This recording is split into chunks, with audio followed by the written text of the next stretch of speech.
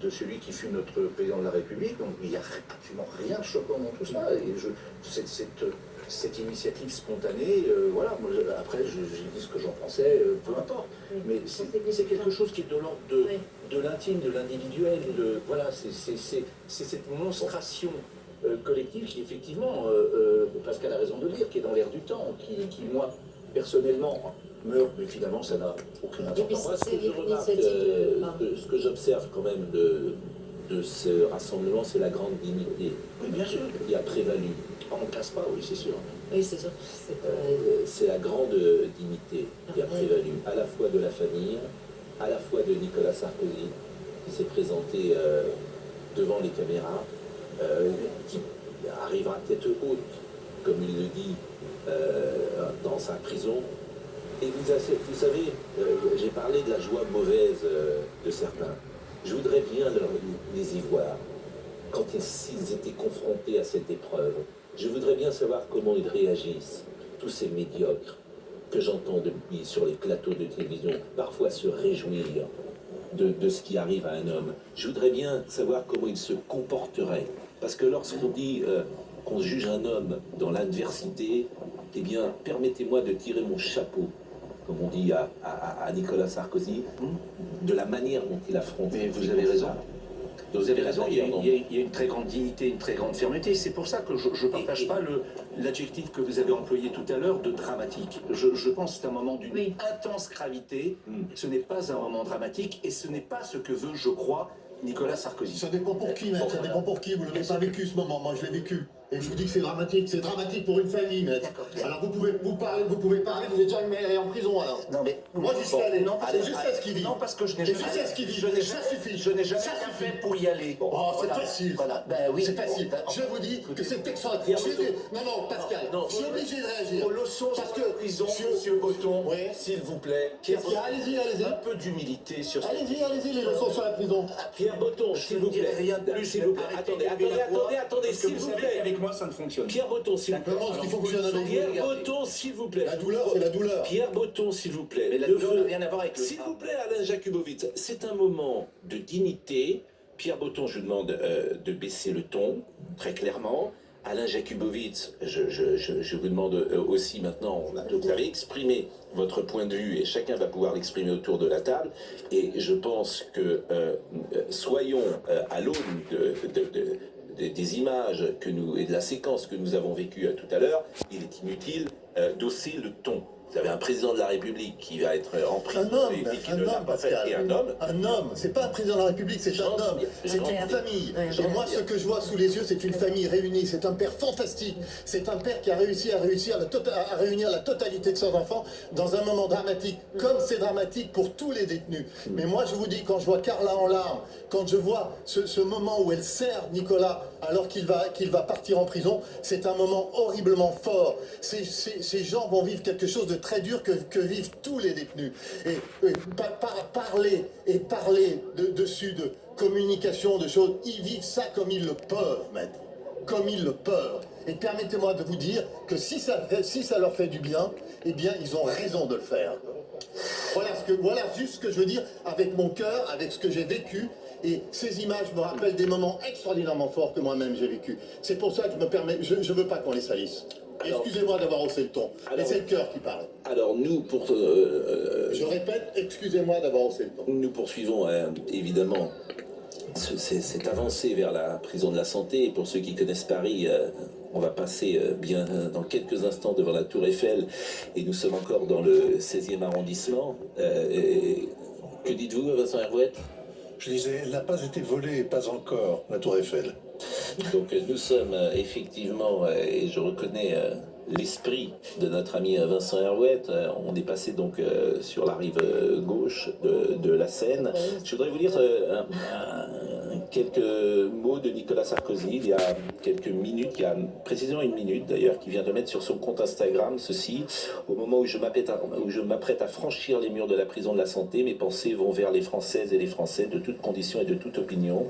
Je veux leur dire avec la force inébranlable qui est la mienne que ce n'est pas un ancien président de la République que l'on enferme ce matin, c'est un innocent. Je continuerai à dénoncer ce scandale judiciaire, ce chemin de croix que je subis depuis plus de 10 ans. Voilà donc une affaire de financement illégal, sans le moindre financement, une instruction judiciaire au long cours, lancée sur la base d'un document dont la fausseté est désormais établie. Je ne demande aucun avantage, aucune faveur, je ne suis pas à plaindre, car ma voix porte. Je ne suis pas à plaindre parce que ma femme et mes enfants sont à mes côtés et mes amis sont innombrables. Mais ce matin, j'éprouve une peine profonde pour la France qui se trouve humiliée par l'expression d'une vengeance qui a porté la haine à un niveau inégalé.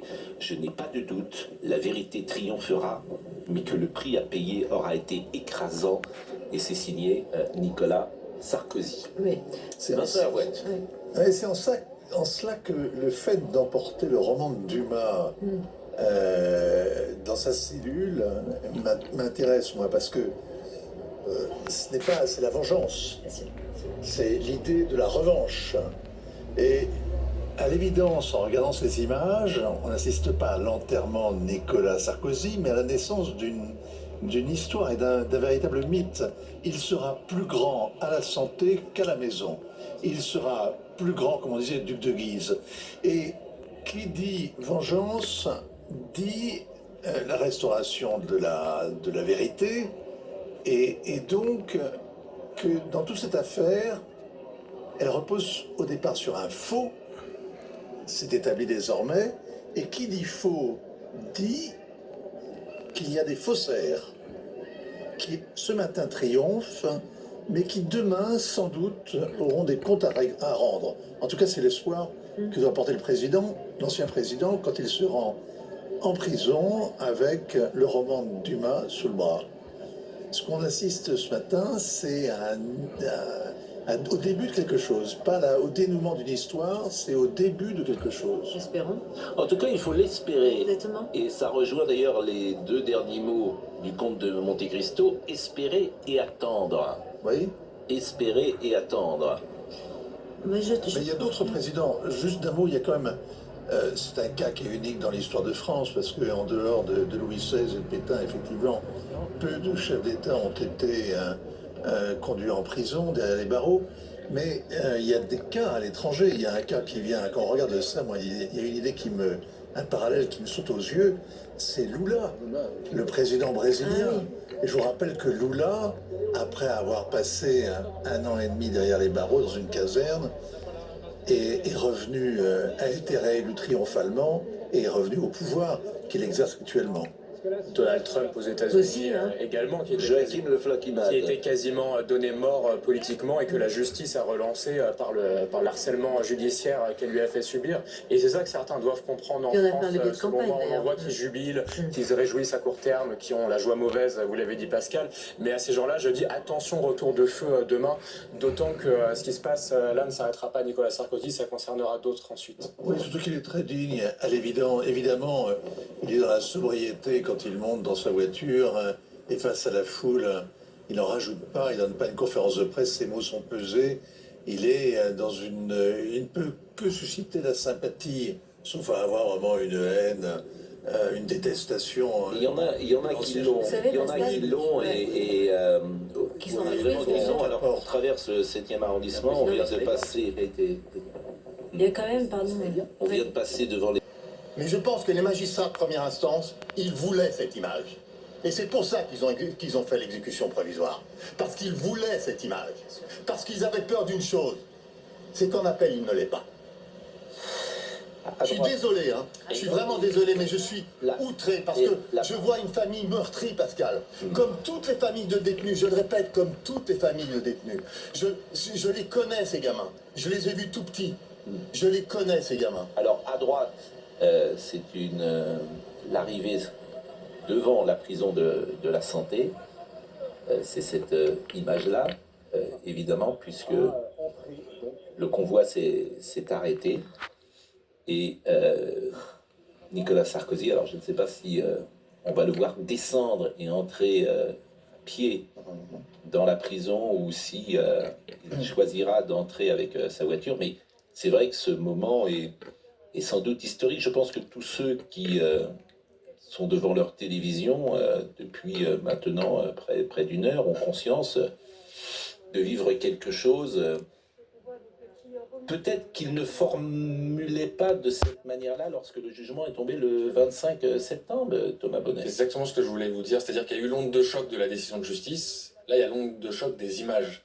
Honnêtement, les images de Nicolas Sarkozy qui marchait à côté de Carla Bruni pour se rendre dans cette voiture, ensuite se rendre à la prison de la Santé, honnêtement, elles sont très, très marquantes. Elles frappent les esprits. Elles frappent les esprits d'autant plus qu'elles arrivent à un moment où on est dans un état de politique médiocre, où on a eu un vol au Louvre. Alors pardon, je mélange tout, mais quand même, il y a un côté un peu où on a un peu l'impression que tout est en train d'être déplacé, et on va enfermer un ancien président de la République. Tout ça se bouscule, et je pense que dans l'opinion et dans l'esprit des Français, eh ben, on se dit... Et vous avez parfaitement raison, c'est-à-dire que les derniers jours, les informations de la France, c'est la France qui est dégradée sur le plan économique par une agence. C'est effectivement les joyaux de la couronne qui sont volés au Louvre. C'est ce matin un ancien président de la République. Je ne vous parle pas de ce qui s'est passé avec le 4e ou 5e Premier ministre, un Premier ministre qui a duré 24 heures, qui est le spectacle de la politique. Donc tout ça contribue effectivement à créer... La stabilité de l'établissement, Je vous demande la comptabilité. l'image terrible qu'on vient de voir. Voilà. Image en tout cas symbolique.